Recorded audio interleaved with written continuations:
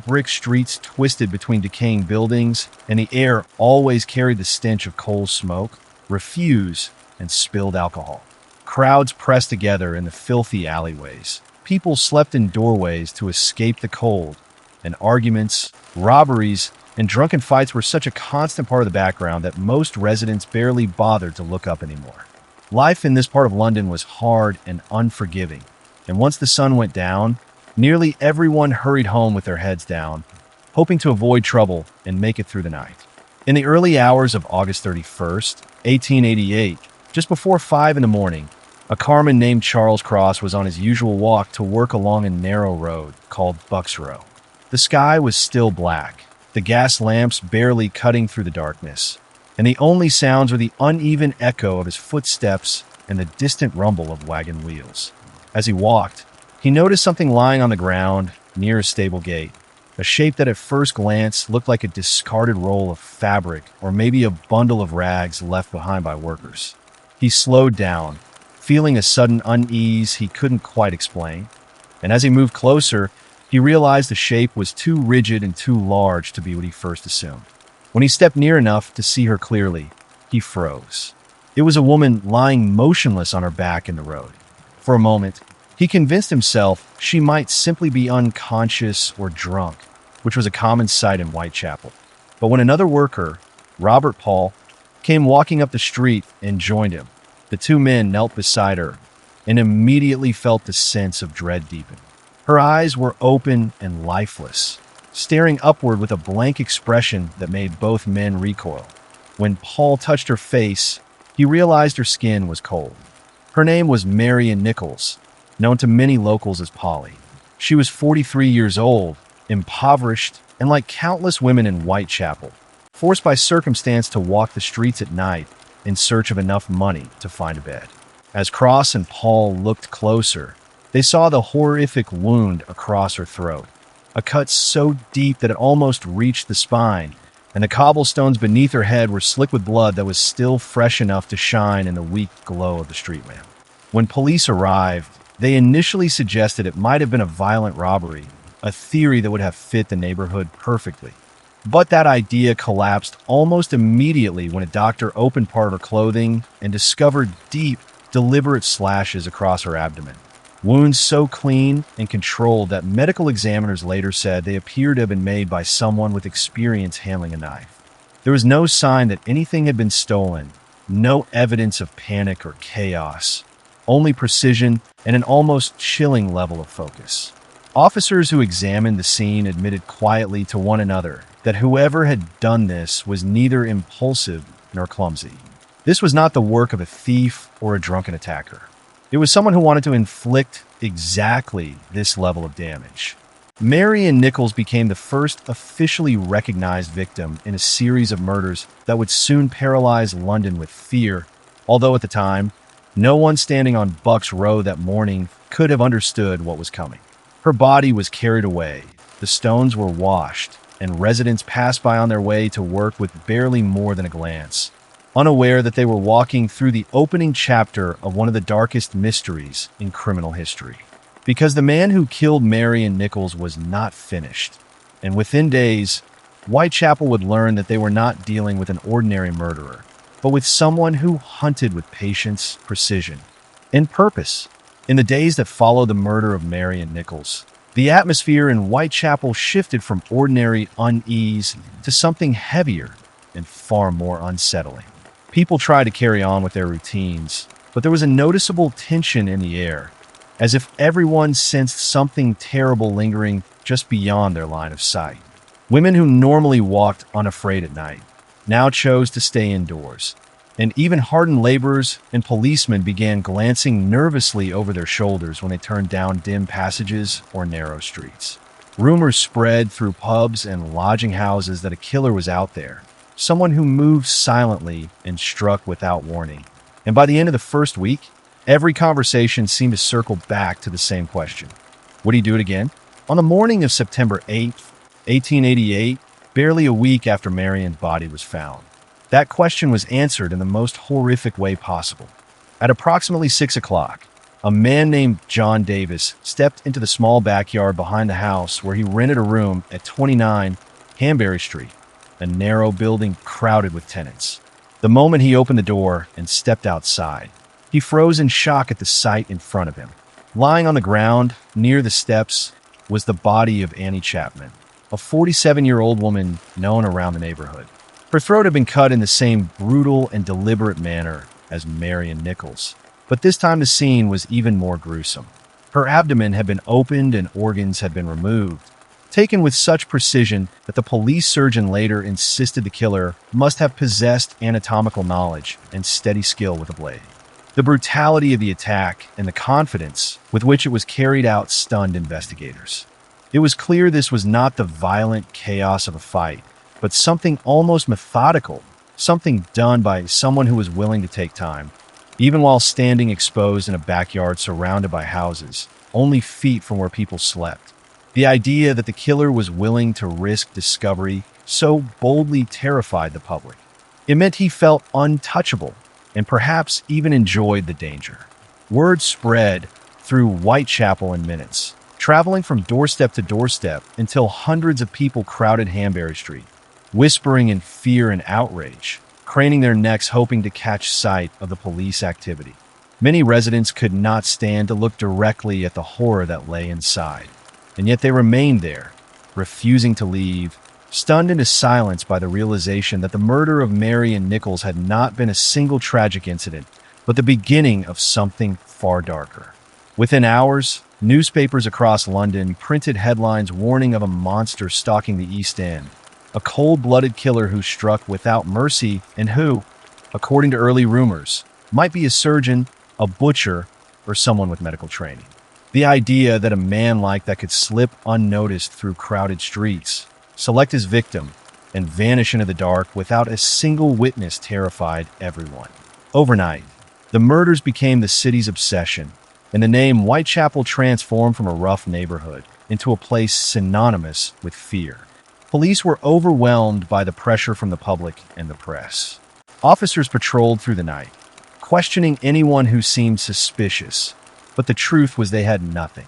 No weapon, no footprints, no reliable witness, and no motive beyond a level of violence that seemed designed to send message. People began sleeping in groups, businesses closed early, and women refused to walk alone even in daylight. Everyone wanted to believe the police would catch him before he could strike again, but deep down, most residents felt something colder and far more hopeless. This killer was not finished. Whoever he was, he had tasted control and chaos, and he would not stop until he wanted to. And they were right, because he was already planning his next night in the streets of Whitechapel. 3 weeks passed after the murder of Annie Chapman, and during that time, Whitechapel existed in a state of constant dread. Every sound in the alley behind a lodging house, every shadow that lingered too long at the corner of a dimly lit street, and every unfamiliar face passing through the market felt like a potential threat.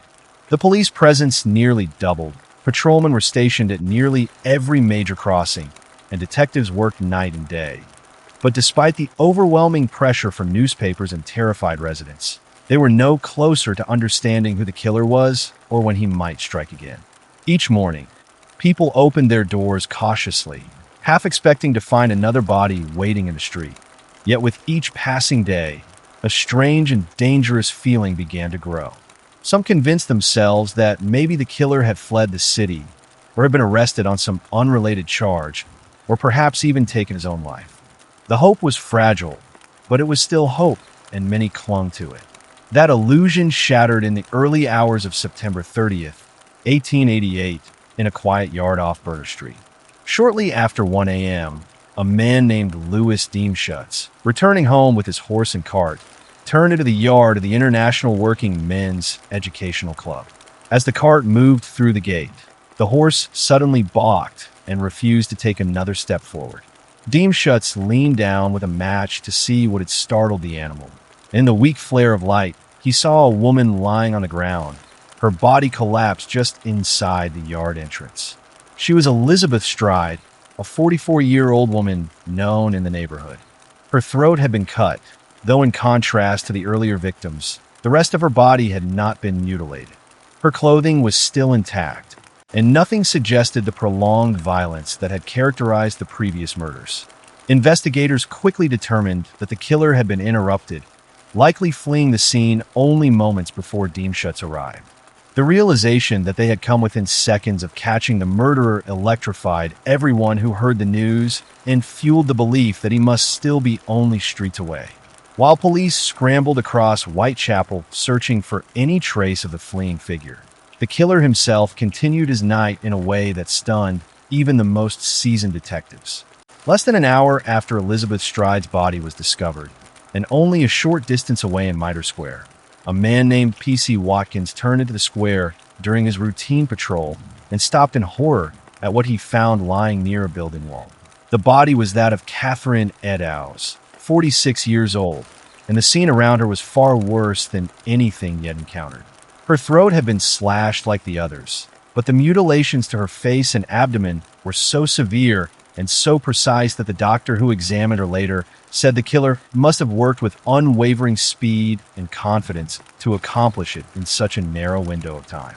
Organs were removed and taken from the scene, proving that the killer had a deep knowledge of anatomy and complete control over himself even while standing exposed in a public square.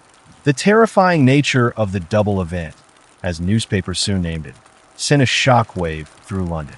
In a single night, the killer had struck twice, first interrupted and then finishing what he likely considered unfinished work only a short walk away. For investigators, the implications were devastating. Not only was the murderer fearless enough to kill twice within the span of an hour, but he also moved with such ease and confidence that he was able to vanish before police arriving only minutes behind him. Many officers were forced to confront the possibility that the killer might have walked right past them as they searched the streets. Within hours, newspapers printed emergency editions, crowds gathered in the streets demanding protection, and arguments raged about whether the killer was a doctor, a foreigner, a butcher, a madman, or something worse. Panic turned to anger. Anger turned to chaos, and Whitechapel descended into unrest. More disturbing still was the undeniable message the killer had delivered. Not only was he still here, but he could outmaneuver the police and kill whenever he chose. And in the days ahead, he would make it unmistakably clear that he was watching everything, listening to every rumor, and enjoying every second of the terror he had created. Because soon, a letter would arrive that would give him a name the world would never forget. In the chaotic days following the double murders, London felt like a city holding its breath. Crowds gathered outside police stations demanding answers. Newspapers released wild theories about surgeons, butchers, occultists, and secret societies, and the fear that had gripped Whitechapel spread across the entire city. Detectives were overwhelmed with tips, sightings, and accusations, most of them useless. And in the middle of this rising hysteria, something unexpected arrived that turned the case from a terrifying investigation into a worldwide legend. A letter was delivered to the Central News Agency, written in red ink on rough paper and addressed not to the police, but to the press.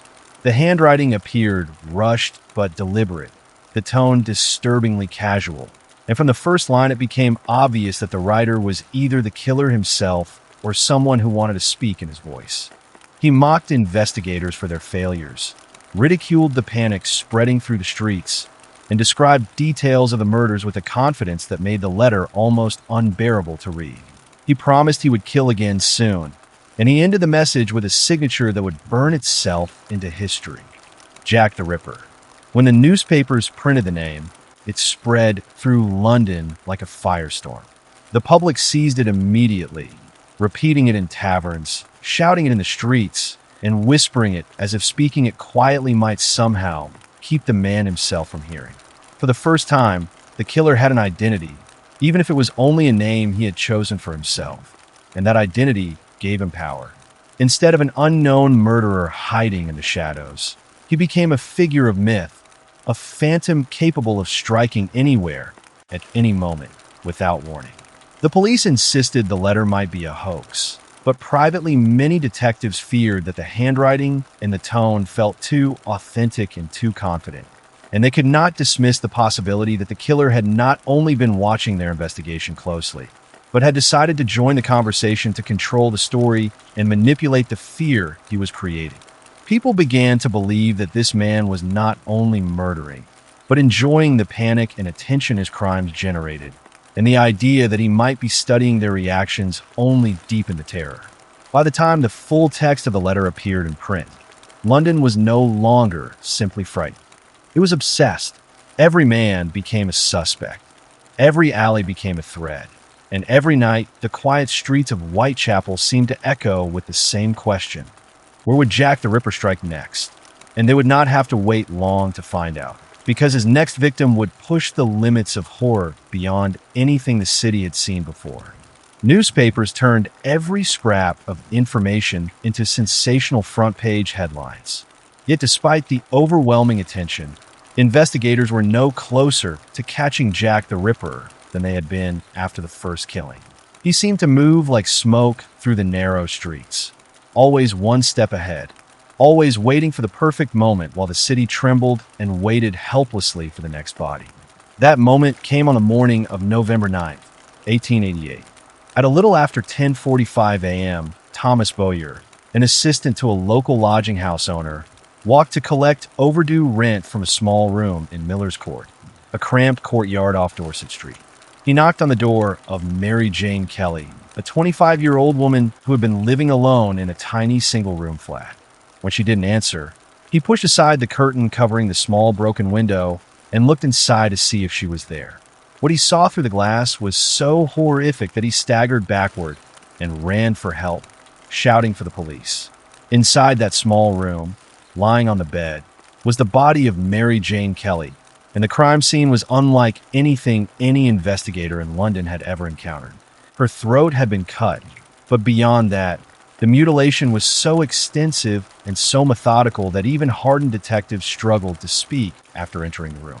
The scene was so brutal that many details were withheld from the public for decades, and even modern forensic experts describe it as one of the most extreme examples of mutilation in criminal history.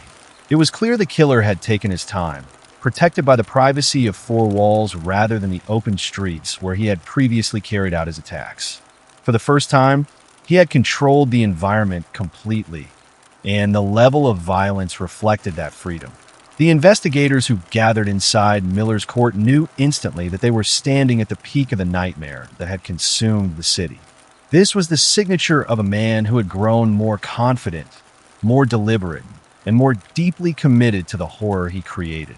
But even more terrifying was the possibility that he might now feel satisfied enough to disappear.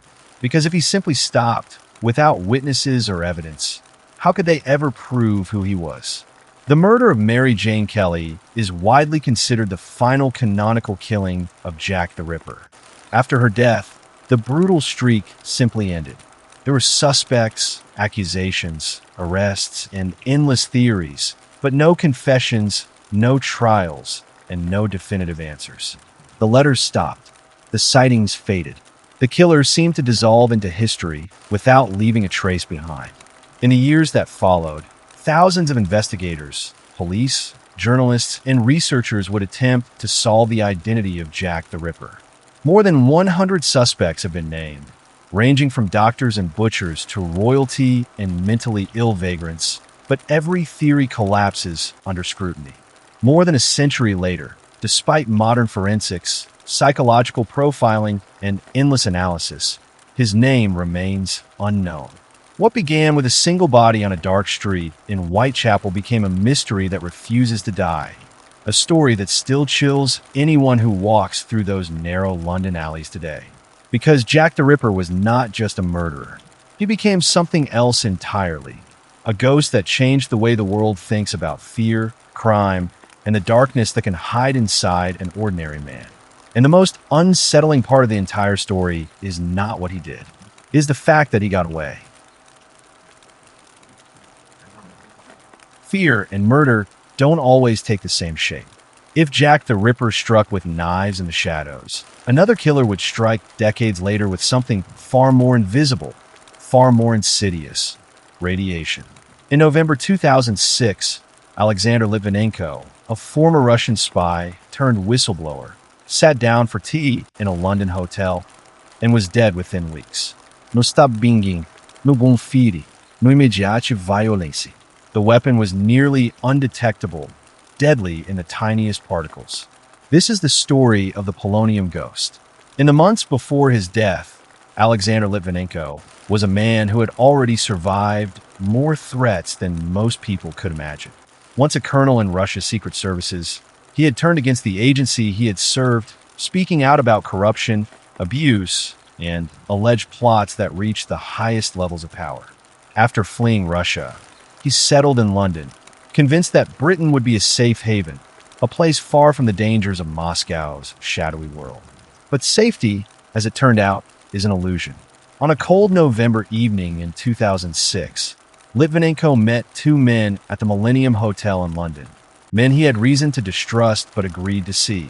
They were polite, professional, and seemingly harmless. Men who smiled, drank tea, and discussed matters of mutual concern. No one in the bustling hotel could have suspected that within moments, something deadly was being passed from hand to hand, something that would silently infiltrate his body and destroy it from the inside. Litvinenko had no idea that he was about to meet a killer so invisible that even the most experienced doctors would struggle to identify it.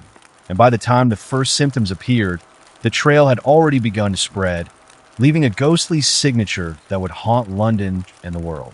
A few days after meeting the two men at the Millennium Hotel, Litvinenko's health began deteriorating in ways that no one around him could have predicted.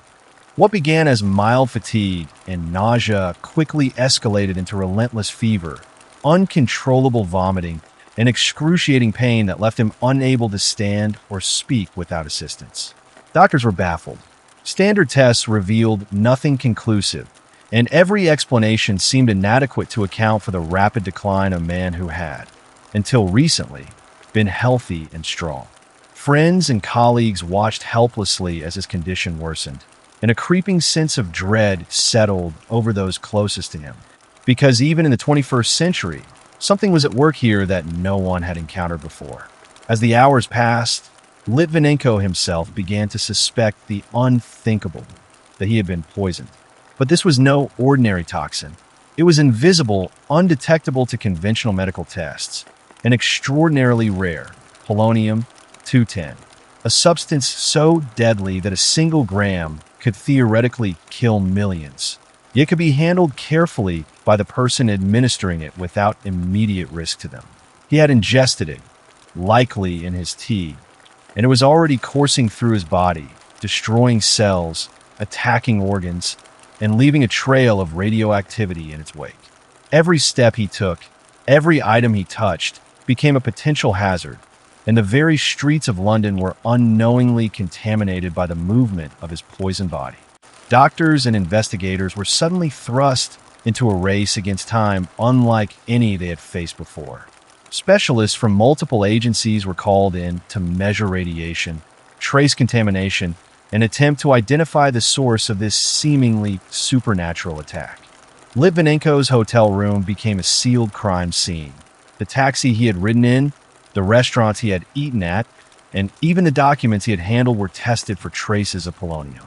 Each surface he touched became a silent witness to the murder. Each location a deadly clue that investigators had to follow before more people were harmed. Meanwhile, Litvinenko himself continued to deteriorate, enduring pain so severe that he later described it as burning from the inside out. He recorded videos explaining who he believed had poisoned him, naming names and detailing the circumstances, leaving a chilling record for investigators to follow. In those final days, his home became a hospital, an office, and a war room all at once. Doctors tried to stabilize him, detectives traced the trail, and forensic scientists began to map the invisible path of death he had unknowingly carried across London.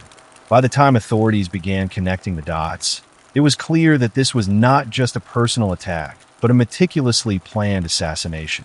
The killer had calculated exposure, dosage, timing, and even the public setting, ensuring that Litvinenko would suffer visibly, instilling fear, and leaving investigators scrambling for answers while the man himself was dying quietly in a London hospital, aware that his death was imminent, yet determined to leave a record of the truth behind. London had become the scene of a crime unlike any before, a murder that was invisible to the naked eye, silent in its execution, and yet terrifying in its scope. By the time Litvinenko took his last breath, the city and the world would understand that modern assassins no longer needed to confront their victims face to face, because some killers could move invisibly, leaving nothing but traces of radiation and the cold, lingering question of who could be next. As Alexander Litvinenko lay in a London hospital, fading with every passing hour, a citywide investigation was already underway, one that would challenge the expertise of intelligence agencies, medical examiners, and forensic scientists alike. Detectives and specialists faced a situation unlike anything they had ever encountered. A man poisoned with polonium-210, a radioactive isotope so rare that it is strictly controlled, almost impossible to obtain, and deadly even in microscopic amounts. From the very first test, it became clear that this was not an accident, nor a random act of violence, but a carefully calculated assassination. Investigators retraced every step Litvinenko had taken in the days following his fateful meeting at the Millennium Hotel.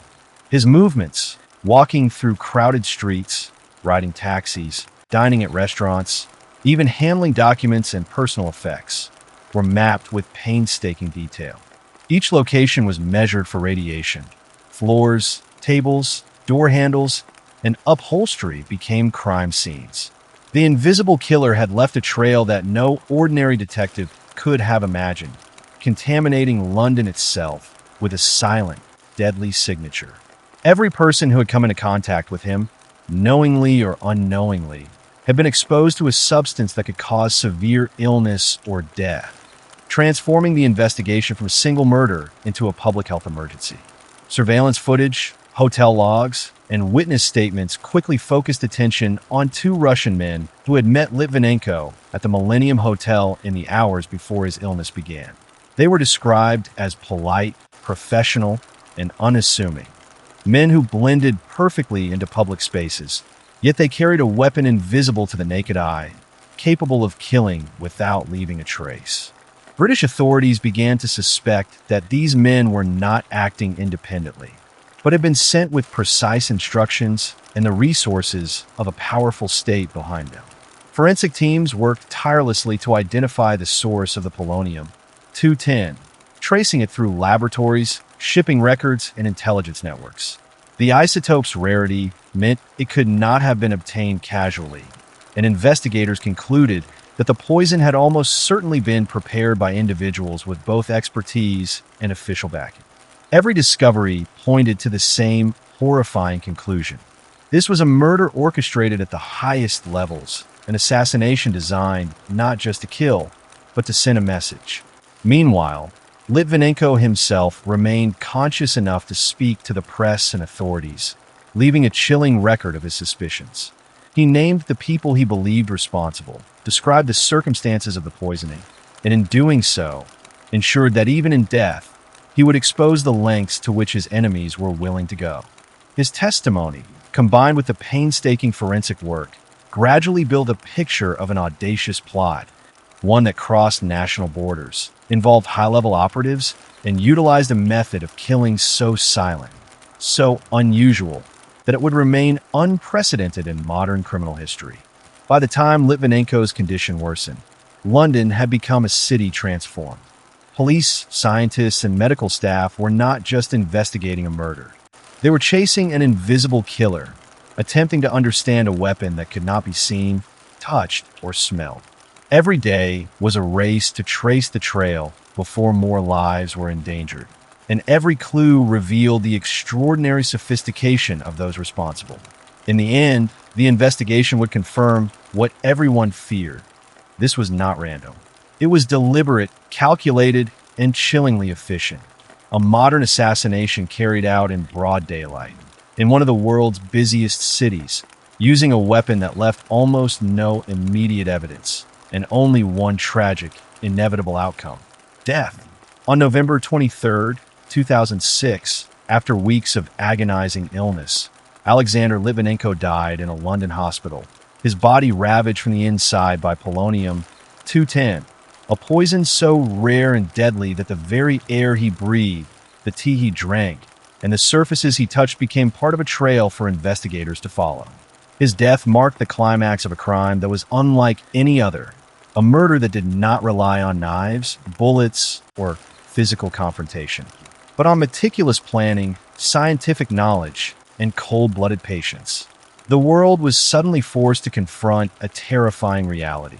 In the modern era, assassins could strike silently, invisibly, and with a reach that crossed borders effortlessly.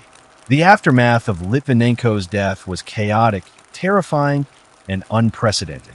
The Millennium Hotel, taxis, restaurants, and even office buildings he had entered became contamination zones, as investigators and scientists raced against time to map the spread of radioactive particles.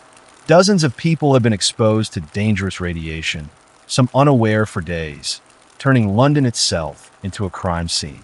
The investigation became a global spectacle, with journalists, intelligence agencies, and forensic experts trying to piece together a puzzle that was invisible to the naked eye. As authorities delved deeper, evidence began to point toward two Russian nationals who had met with Litvinenko shortly before he fell ill. Surveillance footage, hotel records, and witness accounts tracked their movements with unnerving precision.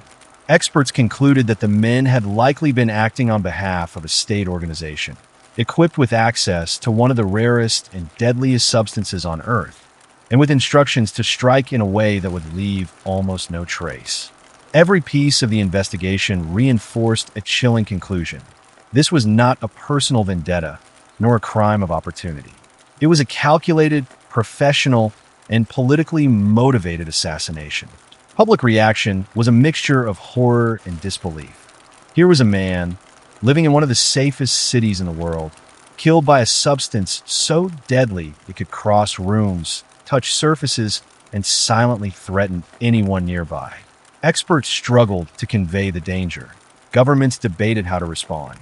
The media described the murder as both science fiction and state terror. Meanwhile, Litvinenko had already left his mark. Through videos, testimony, and records he maintained in his final days, he ensured that the world would know the names of those he believed responsible, that his death would not go unnoticed, and that the audacity of such an assassination would be remembered forever. Ultimately, Litvinenko's murder exposed vulnerabilities few had imagined, and it became a chilling reminder that power, science, and fear could combine in ways that bypass conventional security entirely. A city that had once felt safe now realized that killers could be invisible, poison could be lethal without warning, and that modern assassins do not need to confront their victims face to face.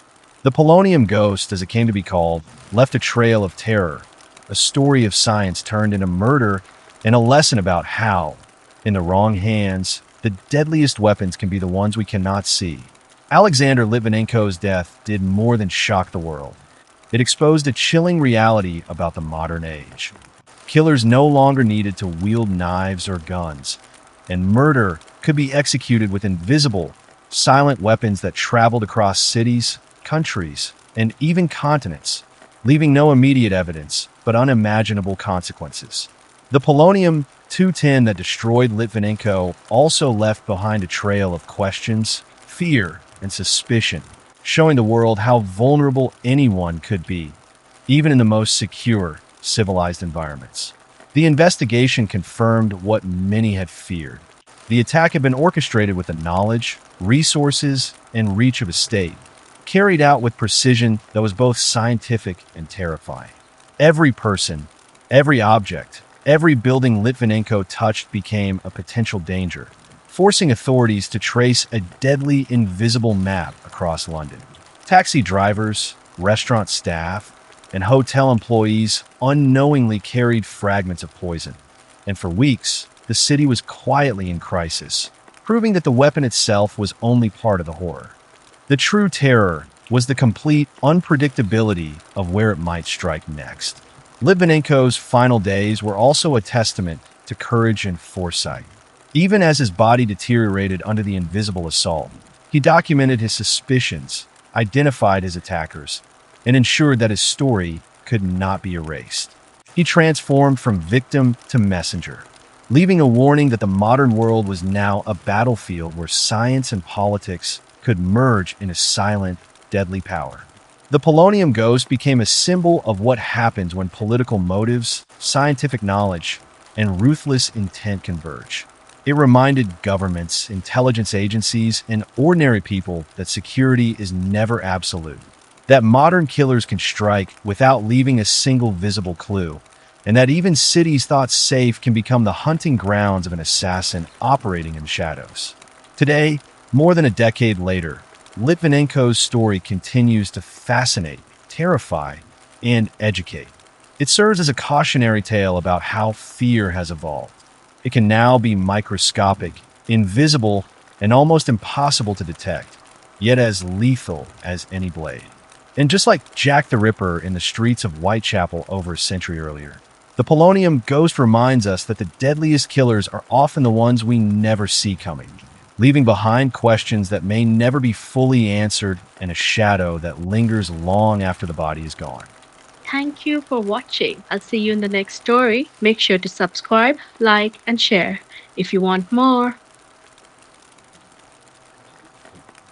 In the small towns around Manchester, England, people thought they were lucky. Their local GP, Dr. Harold Shipman, was everything a patient could want.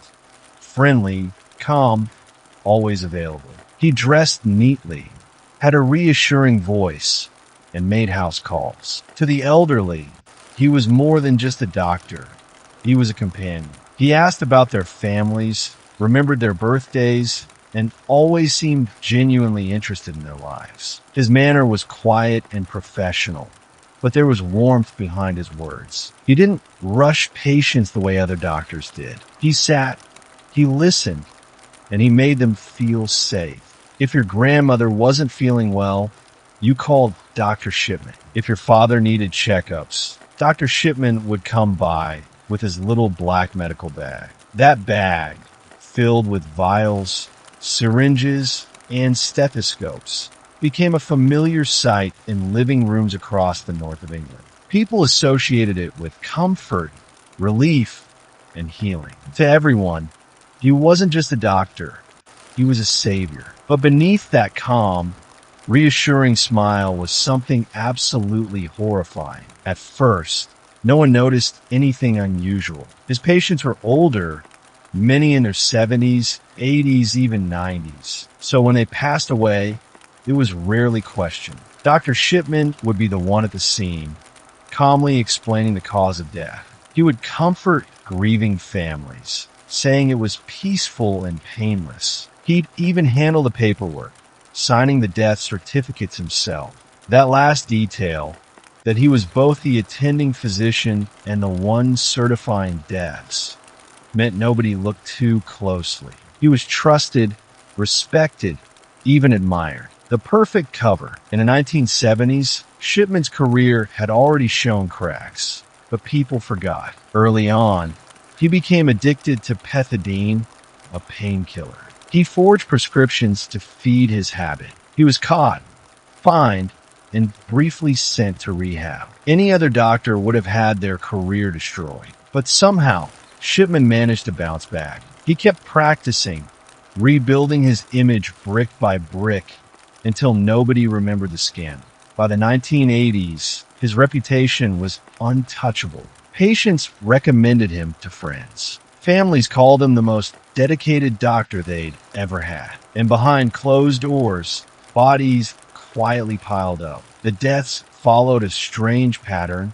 but it was subtle. Many of his patients died suddenly, sometimes during or right after visits. One moment, they were alive and chatting with their doctor. The next, they were slumped in their chairs, gone. Shipman always had an explanation. Heart failure, stroke, natural causes. But there was something chilling about the way it happened. Neighbors began whispering, years later, that Shipman always seemed to be around when someone died. And the deaths were almost too peaceful. No struggles, No warning signs, just quiet, sudden endings. Still, nobody suspected him. Because why would they? He was Dr. Shipman, the kind, reliable doctor who had delivered babies, treated illnesses, and comforted the sick for decades. For Shipman, the routine became disturbingly simple. He would visit an elderly patient, often alone, carrying his black bag. Inside were powerful drugs, most often morphine or geomorphine. He'd administer an injection, saying it would help with pain or calm their nerves. Within minutes, the patient would slip away. Then, Shipman would call the family, explain the death as natural, and sign off the paperwork. If cremation was chosen, as he often encouraged, any trace of the drug was destroyed forever. No investigation, no suspicion, just another quiet death in a small English town. The families trusted him so deeply that they didn't question even the strangest circumstances. In fact, some even thanked him for being there during their loved ones' final moments. That trust, that misplaced gratitude, was the very thing Shipman exploited over and over again. Behind the image of the perfect GP was a man playing God with people's lives. He decided who lived, who died, and when. The elderly, those who were most vulnerable and most trusting, were his chosen victims. And the chilling part, nobody realized. Not the families, not the hospitals, not the police. For decades, he operated in plain sight. Shipman wasn't just a doctor. He was the shadow that lingered in living rooms across Manchester, a presence that seemed reassuring at first glance, yet was slowly, systematically erasing lives, one patient at a time. And soon, his dark secret would begin to unravel. Throughout the 1970s and 80s, one strange thing started happening in the towns where Harold Shipman practiced. His patients kept dying, but not in a violent, suspicious way. These were mostly elderly people, men and women who had lived long, quiet lives. They were often found peacefully sitting in their favorite armchairs or lying on the couch, as if they had simply dozed off and never woken up. It almost looked merciful, like nature had granted them a painless end. Families grieved, but they didn't question it. Why would they? Their loved ones had been under the care of one of the most respected doctors in the region. Dr. Shipman was often the first person to arrive at the scene. He would walk in with his black medical bag, check for a pulse, and then lower his eyes with that calm, practiced sympathy. "Your mother has passed peacefully," he would say, in his soft, measured tone. There was no pain. He reassured families at their most vulnerable moment. And because he was the doctor, nobody thought to doubt him. Afterward, he'd handle the paperwork himself. He would fill in the death certificate, list a natural cause, stroke, heart failure, respiratory collapse. His word was law. No coordinate.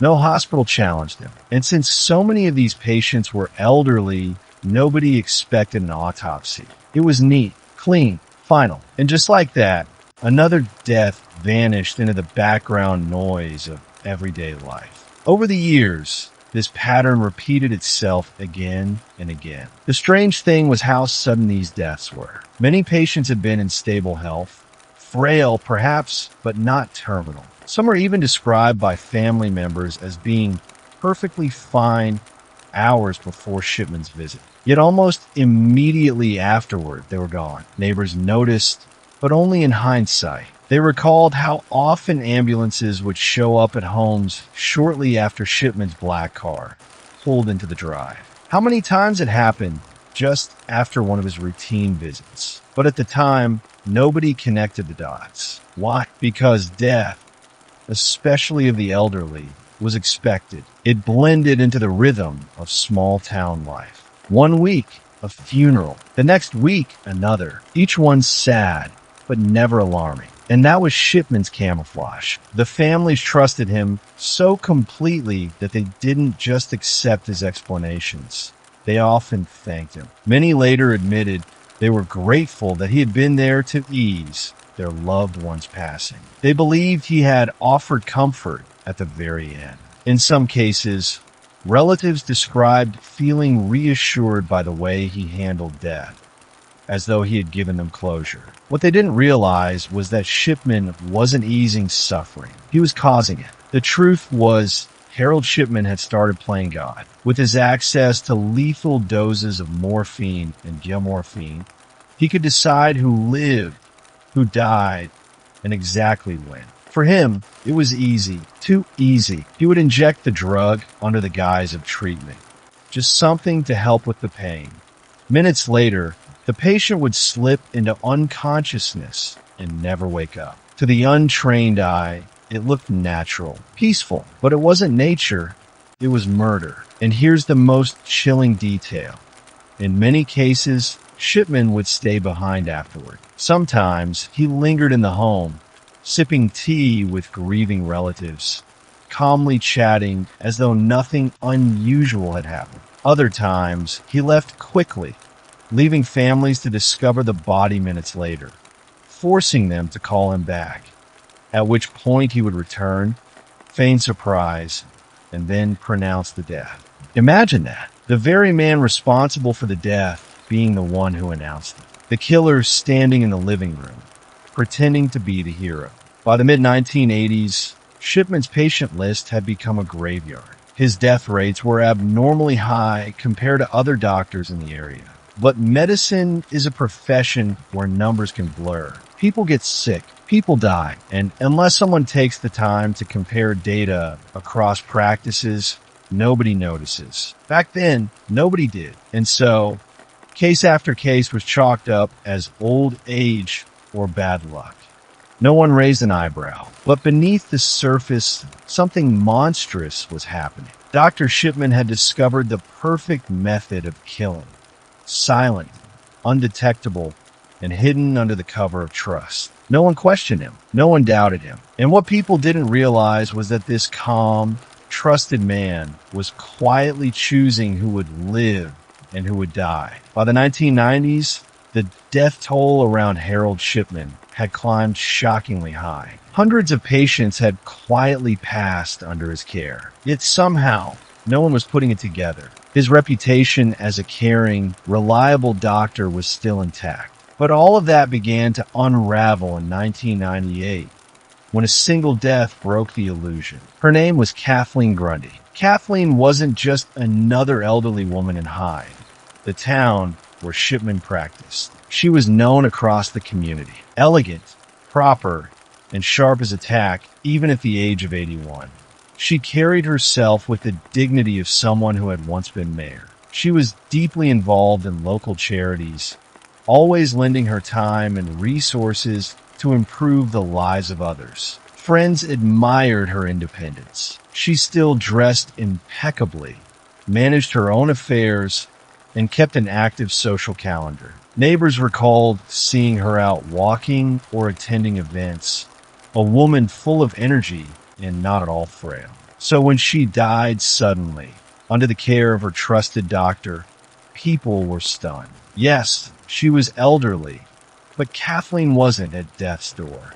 She wasn't bedridden. She wasn't seriously ill. Still, when Dr. Shipman gently explained to the family that she had passed peacefully, they accepted it. After all, this was Harold Shipman. If he said it was natural, it must have been. But within weeks, something surfaced that shattered that illusion. After Kathleen's funeral, her daughter, Angela Woodruff, received legal paperwork regarding her mother's will. Angela was a solicitor, a lawyer, and she knew every detail of her mother's estate. She also knew her mother personally, organized, careful, and absolutely devoted to her family. The will Angela received, however, was bizarre. The language was clunky, riddled with grammatical errors and awkward phrasing. It didn't resemble Kathleen's precise, educated voice, but the real shock was buried in the contents. Instead of leaving her wealth, nearly £400,000, to her children and grandchildren, the entire estate was left to one man, Dr. Harold Shipman. Angela was stunned. Her mother had never hinted at such an idea. Yes, she liked her doctor, but leave him everything? That didn't sound like her at all. Angela later said the will was so badly drafted it was almost laughable. But what wasn't laughable was the implication. If this will was genuine, Angela and her family were completely cut out. If it was fake, then someone had gone to great lengths to ensure it looked real. And if her mother hadn't truly died of natural causes, then the man who forged this document might also be a murderer. Angela's instincts as both a lawyer and a daughter screamed that something was terribly wrong. She took the will to the police. At first, detectives hesitated. The accused wasn't some shady stranger. He was Dr. Shipman, one of the most respected men in town. To accuse him of forgery was bold. To accuse him of killing a patient, that was nearly unthinkable. But Angela was insistent. She knew her mother, and she knew this document wasn't hers. Detectives agreed to take a closer look. They quietly began investigating Shipman. They interviewed him about the will. Shipman, ever the cool professional, barely blinked. He claimed Kathleen had wanted to reward him for years of dedicated service. He acted casual, dismissive, almost insulted by the accusation. His confidence was disarming. He had spent years perfecting the mask of the trustworthy doctor. Some officers were almost convinced by his composure. But one detail gnawed at them. Why would a wealthy, meticulous woman suddenly change her will in such a sloppy, obvious way? So they decided to take the most dramatic step possible. They obtained permission to exhume Kathleen Grundy's body. On a gray day, her coffin was lifted from the ground and taken for forensic analysis. Scientists ran toxicology tests, searching for anything unusual. What they found blew the case wide open. Kathleen's body contained high levels of morphine, not a therapeutic amount, not something that could be explained away by pain management. It was a lethal dose, enough to kill. This wasn't a peaceful, natural passing. It wasn't heart failure. It wasn't old age. It was a deliberate injection. And the only man who had been with her at the time of death, the only man with access to those drugs, was Harold Shipman. For the first time in decades, Shipman's perfect mask cracked. He had been so careful, so methodical. He chose elderly victims whose deaths would attract little suspicion. He discouraged autopsies, encouraged cremation, and signed off the paperwork himself. For years, his plan had worked flawlessly. But this time, greed got the better of him. By trying to seize Kathleen's fortune, he left behind a trail of evidence. A forged will, a suspicious daughter, and, most damning of all, the drugs in Kathleen's veins. This single mistake, this one act of arrogance, was enough to expose everything. The perfect doctor had just made his first mistake, and that mistake was about to bring his entire empire of death crashing down. After Kathleen Grundy's death revealed morphine in her system, the police finally had proof that Dr. Harold Shipman wasn't the trusted family doctor everyone believed him to be. He was a killer. But the question now was terrifying. How many victims were there? Detectives started to dig into Shipman's patient history. At first, they assumed there might be one or two other suspicious deaths. But what they found shattered any sense of normalcy. They saw a pattern that was almost impossible to ignore. Elderly patients, often perfectly capable the day before, were dying suddenly and inexplicably. Shipman was always present, always in control. He pronounced the death, signed the certificate, reassured the family, and quietly moved on to the next house call. Then came another chilling pattern: cremations. Shipman consistently urged families to cremate their loved ones quickly. He framed it as a kindness, an easy way to relieve families of the burden. Grieving relatives, trusting the doctor they had known for decades, rarely questioned him. And in doing so, the evidence of what had actually killed their loved ones disappeared forever. It was an act of methodical genius in its cruelty. In plain sight, Shipman created the perfect shield. No bodies, no autopsies, no questions. Investigators managed to exhume the rare cases where the bodies had not yet been cremated. Time after time, the results were horrifying. Lethal doses of morphine or geomorphine were found in patients who should have had no reason to receive such drugs. It was clear now, this was not a string of tragic coincidences. It wasn't natural causes. It was systematic, deliberate murder. The numbers were almost impossible to comprehend. Shipman's death rates far exceeded those of any other local physician. While most GPs might see 70 to 80 patients pass away over a decade, Shipman's patient deaths were double, triple, sometimes 4 times that. Authorities eventually estimated that he had murdered over 250 patients, 250 individuals, entire families destroyed, friends and neighbors left grieving, confused, and devastated, never suspecting that the man who had delivered comfort to their loved ones was actually the architect of their deaths. Shipman's method was horrifyingly consistent. He would visit an elderly patient under the guise of routine care. Calm, reassuring, professional, he would explain that he had something to ease pain or help them rest. Then, with one syringe, he would inject a lethal dose of geomorphine directly into their veins. Within minutes, the patient would die. Minutes. And then he would step back, perfectly composed, and deliver the news to the family. I'm afraid they've passed. The words, calm and precise, were designed to remove suspicion. Families leaned on him for answers, and he gave them exactly what they wanted to hear. Natural causes. Peaceful, unavoidable. And then he signed the death certificate. If burial was requested, Shipman would gently steer the family toward cremation. And just like that, every trace of wrongdoing was gone. The ultimate crime hidden behind a veil of compassion. For decades, he thrived on trust. Families were grateful for the comfort he provided at the most devastating moments of their lives. They didn't suspect that his hands, so gentle in appearance, were the same ones delivering death. They hugged him, they thanked him, they mourned alongside him. The psychological horror of this truth is staggering. Imagine realizing years later that the person you believed was protecting your loved ones was the very reason they were gone. Imagine entire generations lost at the hands of someone you invited into your home, someone who wore a white coat and stethoscope-like armor.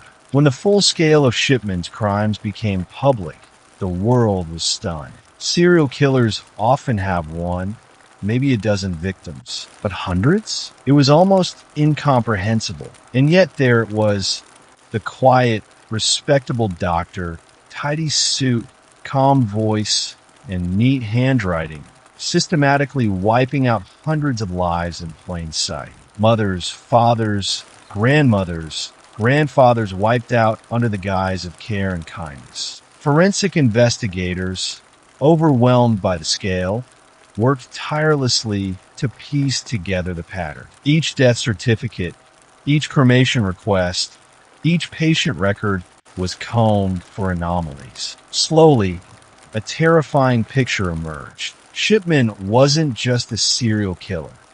He was the most prolific modern-day serial killer in history. But the unraveling didn't stop there. Families, journalists, and investigators started to tell stories. The daughter who noticed her mother's will have been changed. The neighbor who remembered a doctor's suspiciously frequent visits. The local pharmacist who noticed repeated morphine prescriptions. Piece by piece, the facade shattered. Shipman had been living a double life. By day, a doctor providing comfort. By night, or in those quiet moments in living rooms across Hyde and surrounding towns, a man deciding who would live and who would die. By the late 1990s, the truth was undeniable. Harold Shipman wasn't just a fraud. He wasn't just a killer. He was something far more sinister.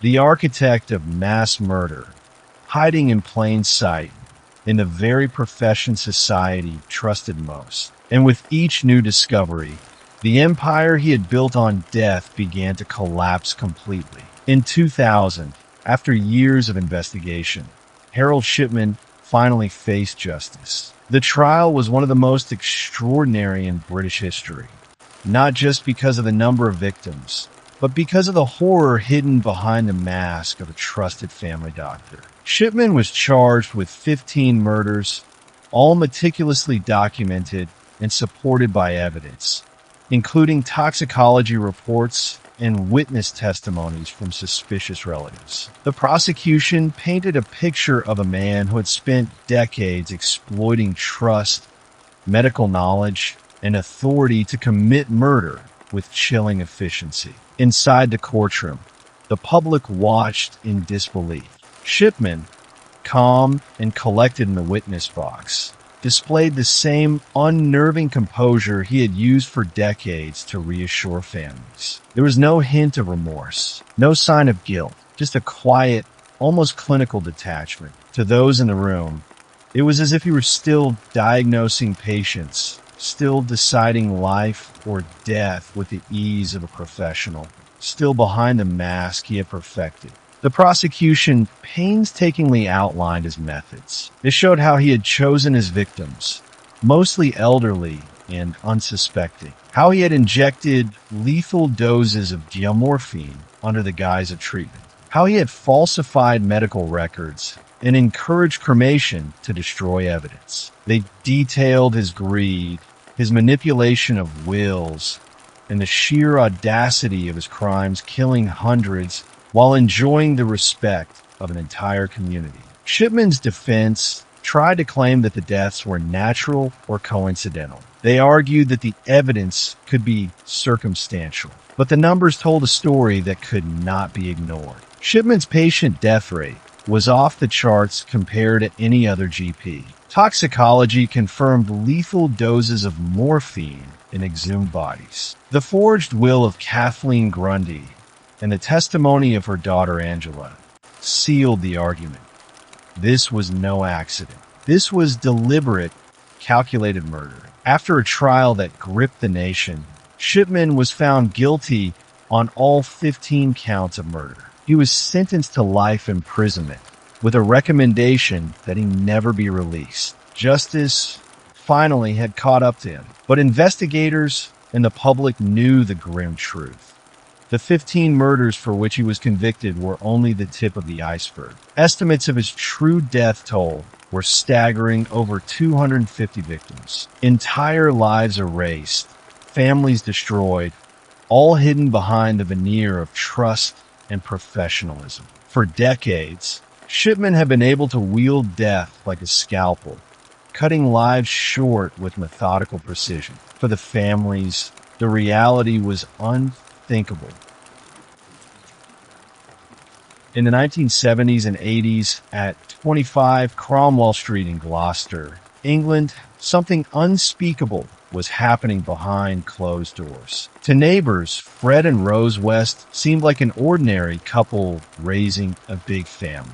The house was noisy, cramped, full of children. But beneath the chaos of family life was a horror so disturbing it would shock the nation. Fred West was already known to police before he ever met Rose. Born in 1941, he grew up in rural poverty, one of 9 children, in a household plagued by secrecy and dysfunction. His childhood was marked by instability and troubling influences. He left school barely literate, took up odd jobs, and quickly developed a reputation for stealing, fighting, and having an unhealthy fascination with control. By his late teens, Fred had already shown dangerous tendencies. In 1961, he suffered a near-fatal motorcycle accident that left him with permanent head injuries. Many believe this worsened his lack of restraint and judgment. Not long after, he was caught in troubling behavior with young women, and by the time he met Rose, let's in the late 1960s, Fred West was already deeply disturbed. Rose, by contrast, was still a child when their paths crossed. She was born in 1953, 12 years younger than Fred, and grew up in a home that was also unstable and deeply troubled. When she met Fred, she was just a teenager. Instead of walking away from his volatility, she gravitated toward it. By 16, she had moved in with him, becoming not only his partner, but eventually his collaborator. From the beginning, their relationship was steeped in control. Rose quickly took over as stepmother to Fred's children from a previous relationship, but she was not the caring figure they needed. Neighbors began to notice her temper, and the children often appeared anxious and fearful. Fred encouraged her harsh discipline rather than stopping it. Their house was turning into a place of fear, and then it escalated. The first suspected victim of the West together was Fred's own stepdaughter, 8-year-old Charmaine. When Fred was briefly imprisoned in 1971, Rose was left to care for the children. During that time, Charmaine vanished. Rose told people the girl had gone to live with her mother.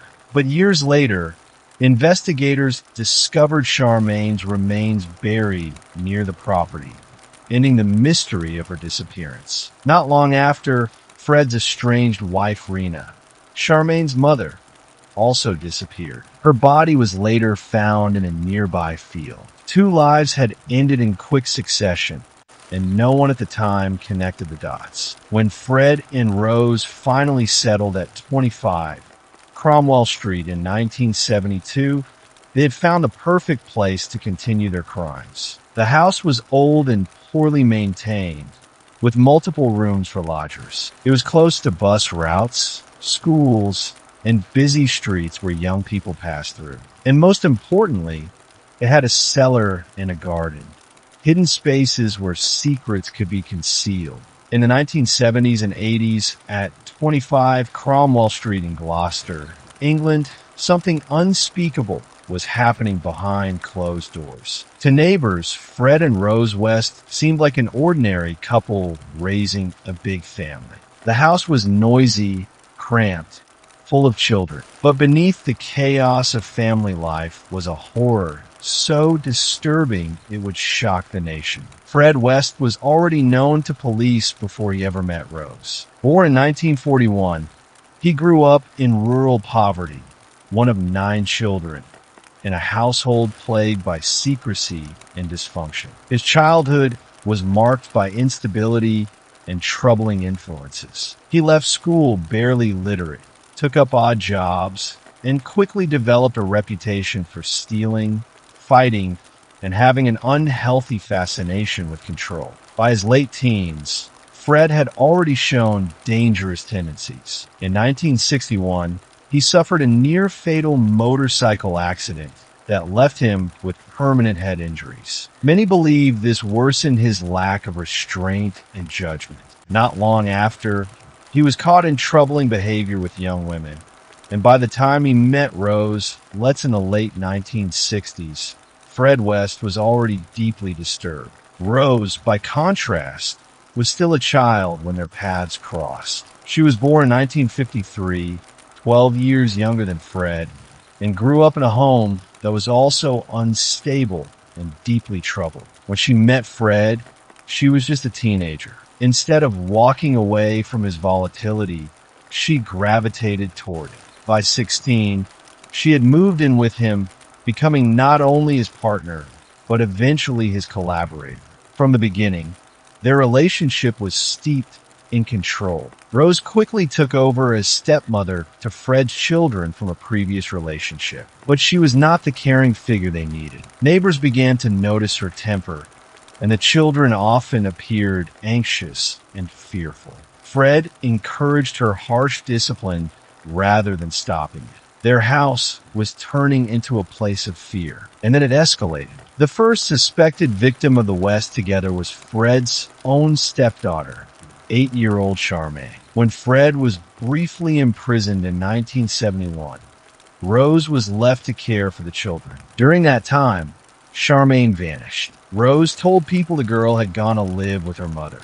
But years later, investigators discovered Charmaine's remains buried near the property, ending the mystery of her disappearance. Not long after, Fred's estranged wife, Rena, Charmaine's mother also disappeared. Her body was later found in a nearby field. Two lives had ended in quick succession, and no one at the time connected the dots. When Fred and Rose finally settled at 25 Cromwell Street in 1972, they had found the perfect place to continue their crimes. The house was old and poorly maintained, with multiple rooms for lodgers. It was close to bus routes, schools, and busy streets where young people passed through. And most importantly, it had a cellar and a garden, hidden spaces where secrets could be concealed.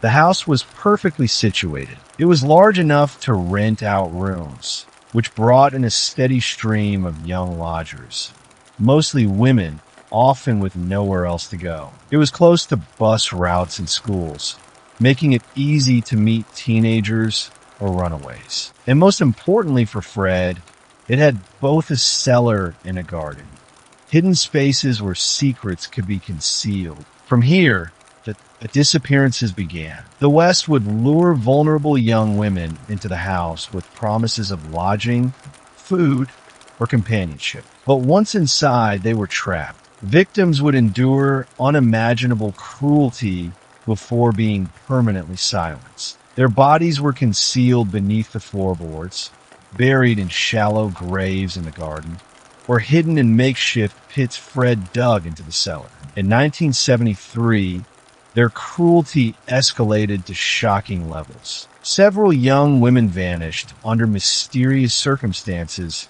after last being seen near Cromwell Street. Among them was 21-year-old Lucy Partington, a university student who disappeared while waiting for a bus in December 1973. She was intelligent, from a loving family, and completely unsuspecting of the danger she stepped into.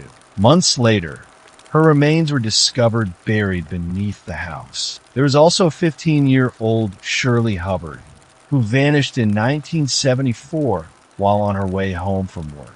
Her disappearance baffled police at the time. Years later, she too was found beneath Cromwell Street, and there were many others: lodgers, hitchhikers, runaways, vulnerable girls who crossed paths with the Wests and were never seen again. Each time, Fred had the same method: silence them, hide the evidence, and then carry on as though nothing had happened. What's perhaps most disturbing is how ordinary life continued around the horror. While neighbors saw a chaotic but seemingly normal family, children playing in the yard, music blaring from the house, visitors coming and going, beneath the surface, Cromwell Street had become a secret graveyard. The West children grew up in this house of horrors. They often overheard muffled cries, banging noises, and strange sounds from the cellar. When they asked, Fred dismissed it with a chilling explanation: "It's just the ghosts."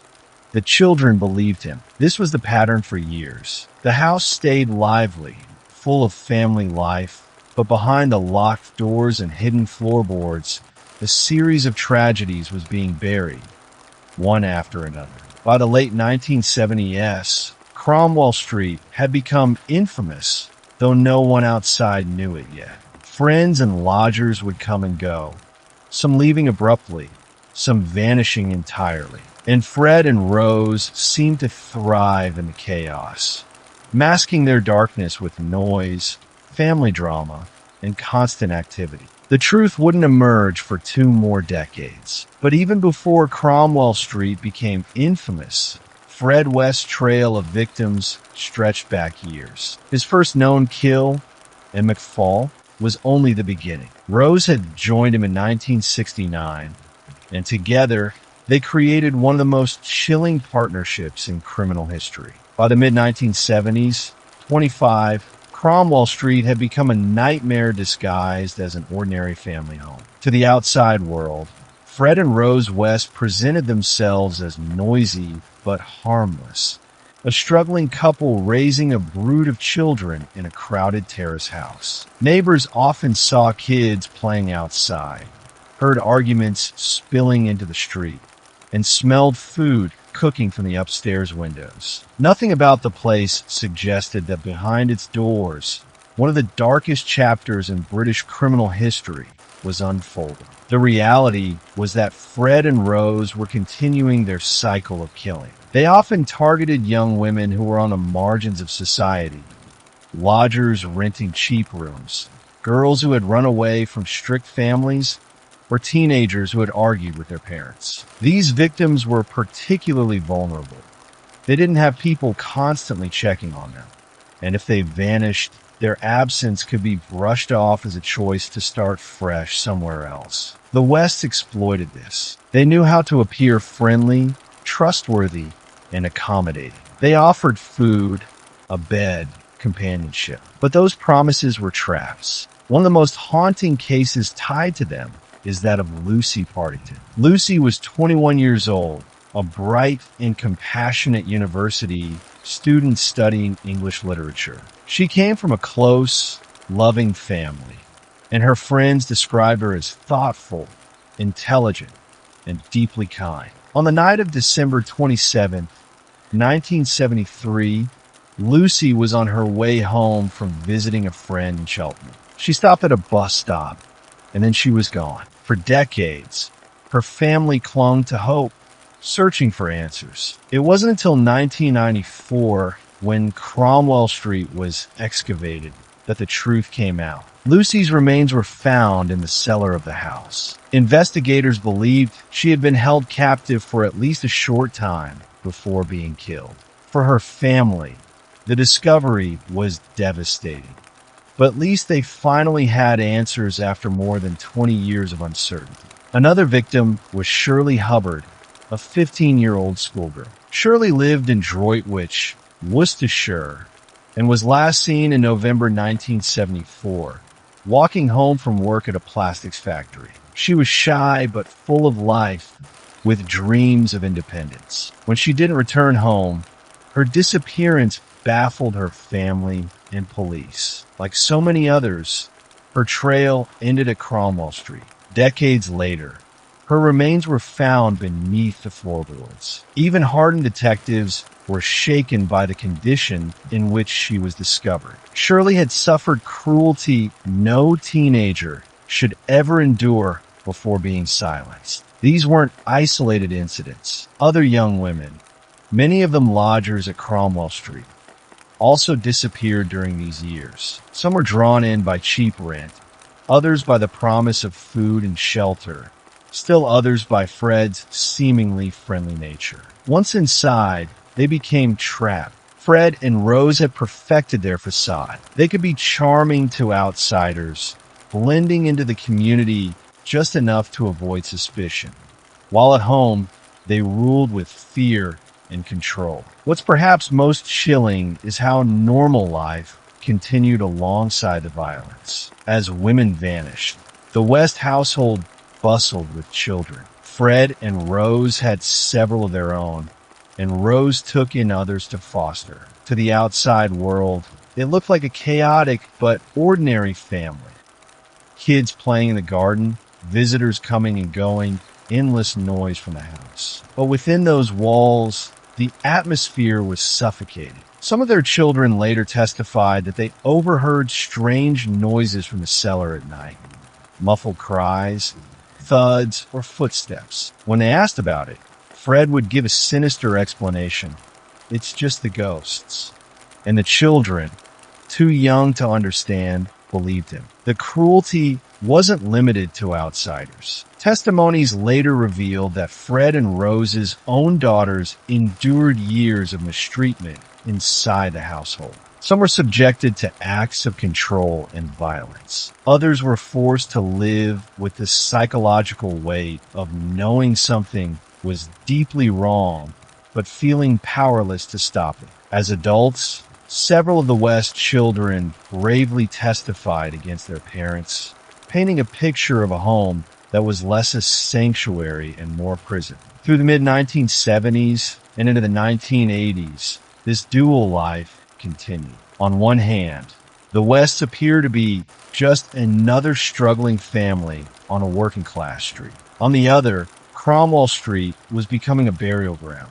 Victims were hidden in the garden, under the floorboards, or in shallow graves dug in the cellar. Fred, with his background in construction, knew exactly how to conceal them. What's staggering is how long they got away with it. Women vanished, families searched, police opened cases, and still, no one connected the disappearances to the house on Cromwell Street. In part, it was because the victims came from vulnerable backgrounds. Runaways, young lodgers, women without close family ties nearby. In the eyes of authorities at the time, these were people who might simply have moved on. But in reality, they hadn't moved anywhere. They were buried beneath the West's own floorboards. This was the grim paradox of Cromwell Street.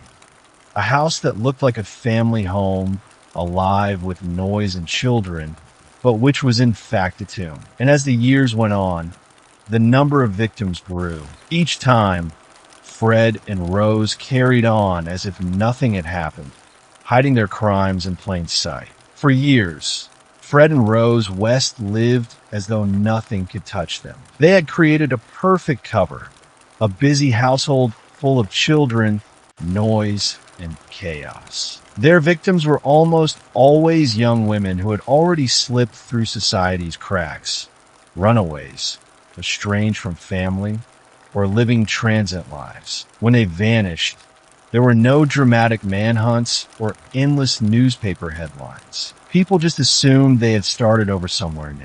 And so the West kept operating in the shadows, shielded by timing and circumstance. This was the 1970s and 80s, long before modern DNA testing or nationwide databases that could easily link missing persons cases. Police departments often worked in isolation, each treating disappearances as standalone mysteries. That separation allowed Fred and Rose's trail of victims to remain unconnected, each case floating in limbo, never tied back to the same address in Gloucester. But by the early 1990s, cracks began to appear. The source wasn't outside suspicion.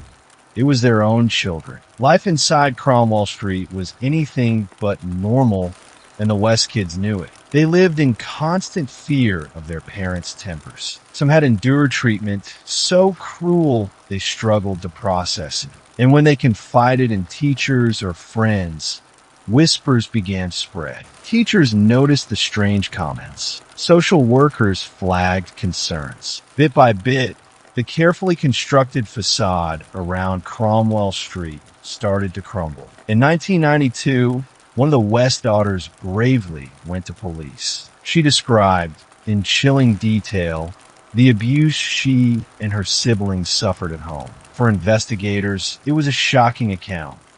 Not just of mistreatment, but of violence on a scale that suggested far darker secrets still hidden. Authorities immediately placed the children into protective care. At first, the case focused only on the abuse within the family.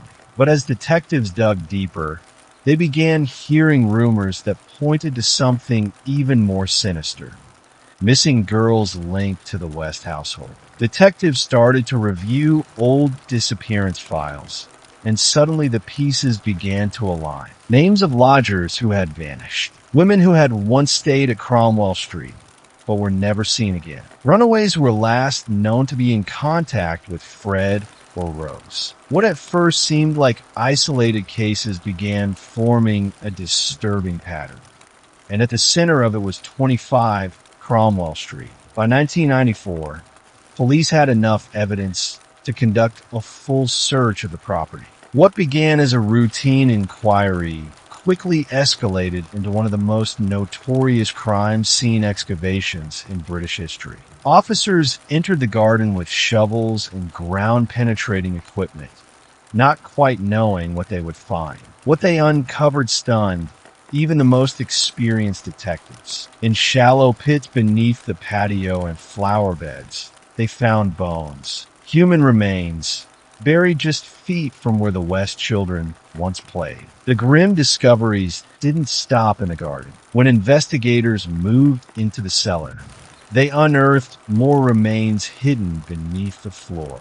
One by one, over the course of months, the secrets of Cromwell Street came to light.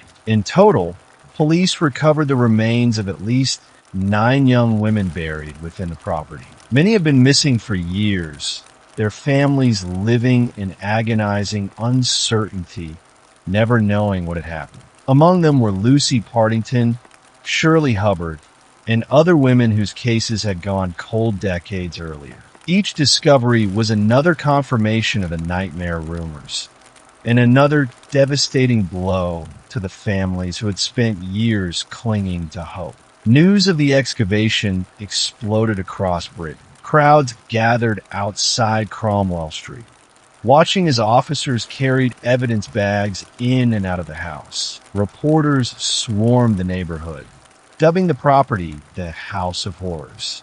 Forensic tents covered the garden. Television broadcasts showed police digging through earth, pulling out fragments of clothing and bone. Each headline seemed worse than the last. For the West children, the revelations were almost too much to process. They had known their home was filled with fear and secrets, but even they hadn't realized the true scale of the horror buried beneath their feet. Fred West was arrested and charged with multiple counts of murder. Rose, who at first denied any involvement, was also taken into custody as evidence of her complicity mounted. The couple who had once seemed inseparable now turned on each other, each shifting blame, each trying to save themselves. The investigation into Cromwell Street was one of the largest in modern British history. Teams of officers sifted through tons of soil, cataloging every fragment of evidence. Forensic anthropologists worked to identify remains that had been buried for decades. And as the case unfolded, the true scale of Fred and Rose West crimes became clearer. The number of victims was far greater than anyone had imagined. Fred West was finally arrested in 1994, and once he was in custody, the facade dropped. He began to talk. Not everything, not honestly, but enough to confirm the horror. He admitted to multiple murders. He even confessed to killing his own daughter, Heather, whose remains had been uncovered in the garden at Cromwell Street. For years, Heather's disappearance had been an open wound. Teachers, relatives, even neighbors had quietly asked questions. Fred had always brushed them off with a cold, rehearsed story. Heather had run away. She was off living her own life.